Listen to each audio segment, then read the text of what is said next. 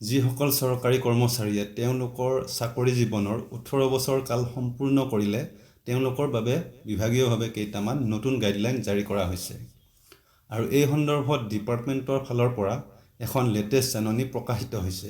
আজিৰ এই ভিডিঅ'টোৰ দ্বাৰা আমি জানিবলৈ চেষ্টা কৰিম যে কিহৰ বাবে এই নতুন নিৰ্দেশনা আহিছে আৰু কৰ্মচাৰীসকলে কি কৰিব লাগিব।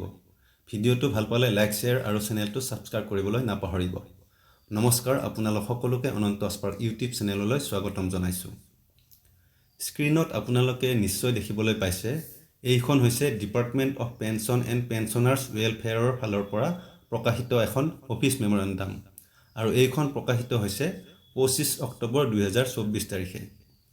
জাননীখনৰ দ্বাৰা চৰকাৰী কৰ্মচাৰীসকলক জনাব বিচাৰিছে যে 18 বছৰ কাল সম্পূৰ্ণ কৰা আৰু অৱসৰৰ দিনলৈ আৰু মাত্ৰ 5 বছৰ বাকী থকা কৰ্মচাৰীসকলৰ কোৱালিফাইং ছাৰ্ভিচৰ বাবে পিৰিয়ডিক ভেৰিফিকেশ্যন কৰা হ'ব আৰু এই ভেৰিফিকেশ্যনৰ দ্বাৰা চৰকাৰী কৰ্মচাৰীসকলৰ কোৱালিফাইং ছাৰ্ভিচ নিৰ্ধাৰণ কৰাত সহায়ক হ'ব।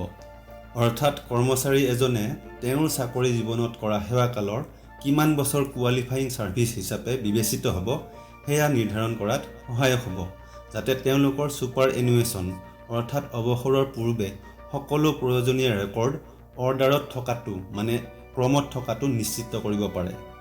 জাননীখনত আৰু জনাইছে যে এনে কৰ্মচাৰীসকলক কোৱালিফাইং ছাৰ্ভিচ অৰ্থাৎ যোগ্যতাসম্পন্ন সেৱাৰ বিষয়ে আনুষ্ঠানিক চাৰ্টিফিকেটৰ জৰিয়তে জনোৱা হ'ব, যিটো নিৰ্ধাৰিত ফৰ্মেট 4ত প্ৰদান কৰা হ'ব।